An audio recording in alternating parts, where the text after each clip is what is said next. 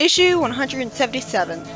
The story starts out with the panel being wasted as Nicole recaps stuff in narration with a cute pout, and then it's explained that in addition to the Egg Fleet attacking the Nanite City, 5 convicts hope to seize control from within. The minute they try to do anything for conflict though, Nicole says that she built the city with a plan for them, and they're immediately teleported to cells. Well, that was easy. Nicole then high-fives Sally as I can only see half of her body inexplicably. I'm pretty surprised she's not more unhappy about that, since it would make her feel a lot less real, randomly not having her feet touch the ground.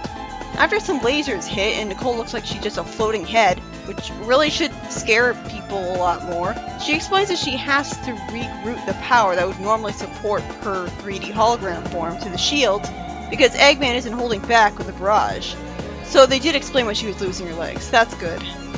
Sally sheds a tear at how Nicole can't be around when she can't spare the energy, and says she trusts her to keep everyone safe for a while.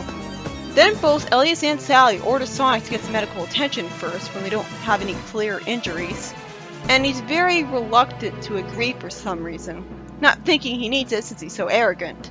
Then we see some actual consequences to bad things happening, unlike in Unleashed, because Rotor is still injured for taking some boulders to the back for Tails. He says cheerfully that he'll be up and around after some therapy. He should have said physical therapy. I doubt the talking cure will do much for this. Sonic apologizes for not being fast enough, and Rotor says that it's okay because at least he got to be an action hero for once. I don't know if it's not being fast enough, just he didn't notice in time because he wasn't even looking in Rotor's direction. And Charmy looks like he has brain damage. Wonderful. I remember people saying that Charmy was all weird in the comic. I don't really see that. This is a lot weirder than him wearing a cape randomly when Knuckles was green. This is him literally having brain damage. It wouldn't be so bad if he actually was the scrappy like in the games, but instead he's just a bland, harmless kid, so it doesn't really feel like he deserves this. Fortunately, he at least remembers who he is and who his fiancée is, but even then, Dr. Quack, who's graduated to using a cane now because an eye patch wasn't hard enough on him, says that Charmy might still have some memory loss, but he seems better off than he could have hoped. When did he get hurt though? I hope he has memory loss about his Golden Hive colony, because that would make it a lot easier on him losing it. As the city gets attacked by Eggman's lasers, Scourge shows up and warns Finitivis that might have a problem, as Finitivis is saying the SA1 chant in front of Master Emerald. He says, "Your pet head in the bubble." That's a pretty funny way of referring to Dimitri. He complains that Dimitri made a run for it, and then says, figuratively speaking.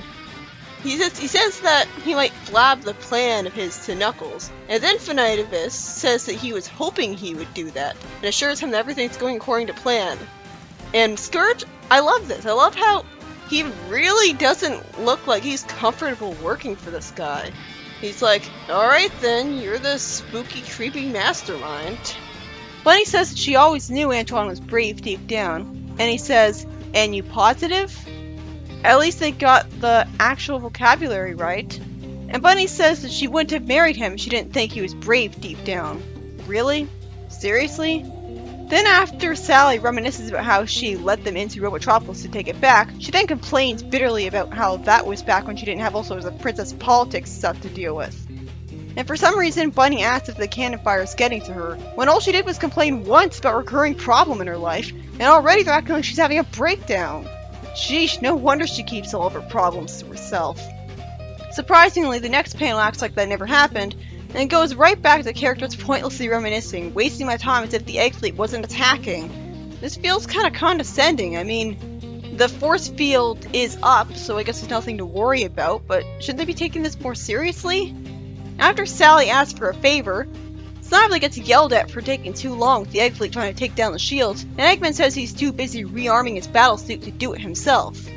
Snively panics about being under attack, and then after it's revealed there's no damage and a lone enemy craft is targeting, and Snively says to hold their fire when he notices Hope flying around in a plane, she calls him a jerk, as well as her half-brother. He is?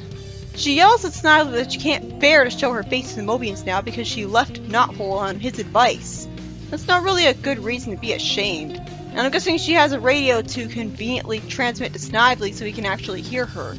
She says that because she can't bear to face Mobians anymore, she's going back to the human cities, more than one at once, to become the best engineer ever, and then helped by Eggman, all by herself. She ends it off saying naively, then maybe our family name will be worth something. No, not really. I don't think one good Robotnik would cause people to forgive that. A robot tells Snively that they still have an all-weapons lock on the target, and Snively is really hesitating to fire her. She ends up being fine, by the way, although the writer was actually wondering whether or not to keep her alive.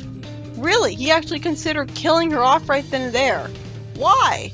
That'd be such a waste and be totally unforeshadowed for Snively. Tails' father says that aside from the bombardment over the city force field, this may be a blessing in disguise, because he thinks their people need a shakeup like this to get them ready for a shift in thinking. Where are your priorities? Eggman is a huge threat right now. This isn't exactly the right time for overthrowing the royalty. And yeah, force fields. I really wish Knothole and Mobotropolis always had those. It would have made a lot of sense. If Eggman can make them, why couldn't Rotor? At the very least, Merlin looks annoyed at Amadeus and says that the monarchy might be wound tight enough to snap at any would-be reformer. When Tails tells Amadeus he believes in him and is on his side no matter what, just because he's his father, Merlin says that's another reason for him to worry. Eggman, while trying to attack the force field with his floating battlesuit, has a temper tantrum of entitlement, desperate for his final victory. I could watch him act like this all day. I kind of wish he was like this for the whole series. It's so entertaining. I like that Sonic actually calls Eggman's act a tantrum. Sonic is called a fool for facing him alone outside the force field's protection, and then all of the other heroes rush up to the battlesuits and Sonic was actually humble enough to realize he needed their help against them. Bunny shoots a battlesuit with a laser from her cyborg limb, saying she was saving it for a special occasion, and then Sonic gives Eggman a generic motivated hero speech, causing Eggman to be the one to tell him to shut up. Sonic then completes the humiliation, sending Eggman to the ground, and Sally orders him as the princess to retreat back to New Megapolis. When Eggman insists on the egg fleet firing and creating an explosion, Nicole hovers over a force field with her hands over her hips and actually points out that Eggman's being shown more mercy than he deserves, recommending that he retreat.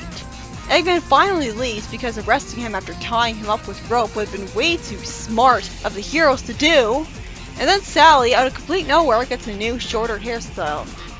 I guess that was a little foreshadowed in retrospect by all the references to Bunny being a hairstylist and her asking Bunny for a favor in this issue. But after she says her return to the short hairstyle is symbolic of her getting her mind and heart back on the right track, I kinda got annoyed because it's been that way for a while now. The real reason is painfully obvious as being a meta one, that she has that hairstyle for nostalgia reasons because she had it earlier in the comic. And Sonic calling her girly for that makes no sense because it's a short hairstyle. How is that girly? The story ends with Antoine and Bunny hugging as the heroes all celebrate. Sheesh, even when they're married, they do way more hugging than kissing. They're more like really close friends than actual lovers.